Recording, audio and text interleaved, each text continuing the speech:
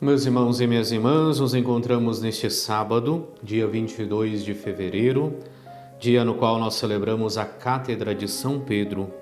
E assim nós lemos o evangelista São Mateus, no capítulo 16, versículos do 13 ao 19.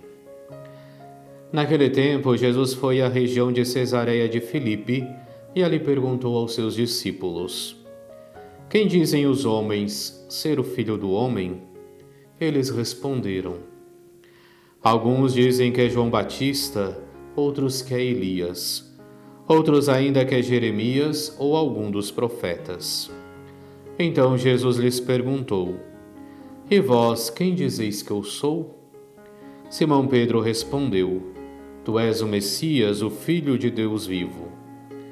Respondendo, Jesus lhe disse: Feliz és tu, Simão, filho de Jonas, porque não foi um ser humano que te revelou isso, mas o meu Pai que está no céu. Por isso eu te digo que tu és Pedro, e sobre esta pedra construirei a minha igreja, e o poder do inferno nunca poderá vencê-la. Eu te darei as chaves do reino dos céus. Tudo que tu ligares na terra será ligado nos céus. Tudo que tu desligares na terra será desligado nos céus. Palavra da salvação, glória a vós, Senhor. Nós celebramos no dia de hoje a Cátedra de Pedro e é por isso que lemos o evangelista São Mateus, que nos narra a profissão de fé de Pedro.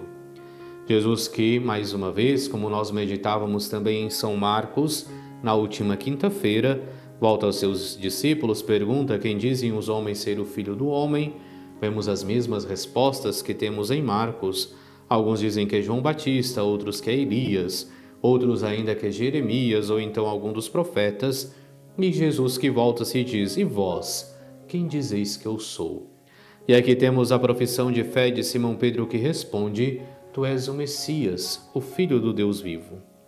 E a partir disto nós vemos então a felicitação de Jesus, porque não foi um ser humano que o revelou isso, mas o próprio Pai que está nos céus, e a promessa. Por isso eu te digo que tu és Pedro, e sobre esta pedra construirei a minha igreja, e o poder do inferno nunca poderá vencê-la. E assim nós entendemos que é justamente sobre a fé no messianismo de Cristo que se constrói a igreja.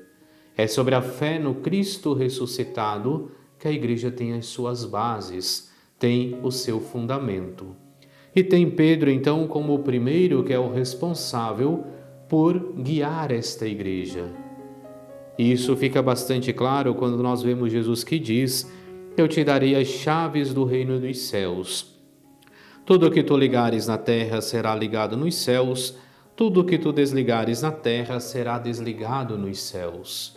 É o poder das chaves que é conferido a Pedro e aos seus sucessores.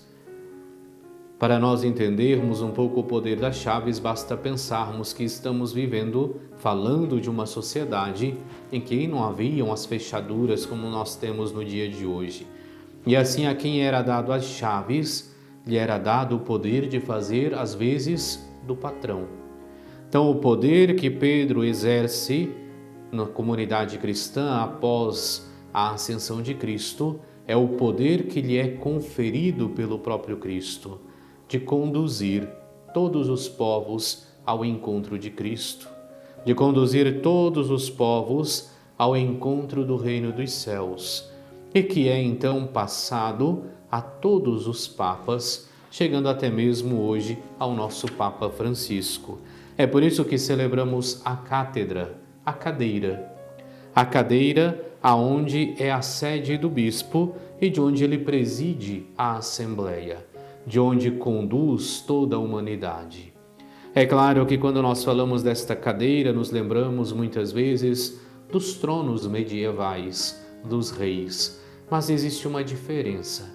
Enquanto os reis muitas vezes estavam interessados na economia, na política, no ter o seu sustento, aqui, aquele que ocupa a cátedra de Pedro tem um único interesse: levar todas as almas ao encontro de Cristo, ganhar cada vez mais almas para o reino de Deus.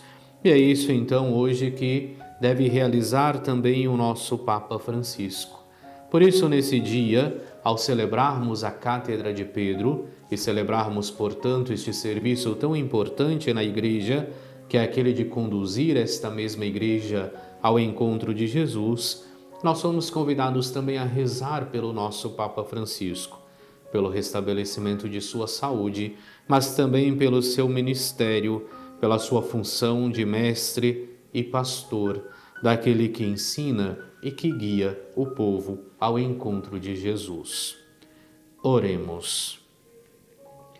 Concedei, ó Deus onipotente, que não sejam abalados por nenhuma perturbação aqueles que edificaste sobre a pedra da apostólica confissão de fé.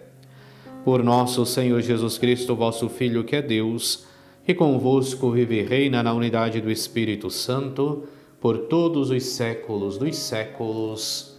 Amém. E abençoe-vos Deus Todo-Poderoso, Pai e Filho e Espírito Santo.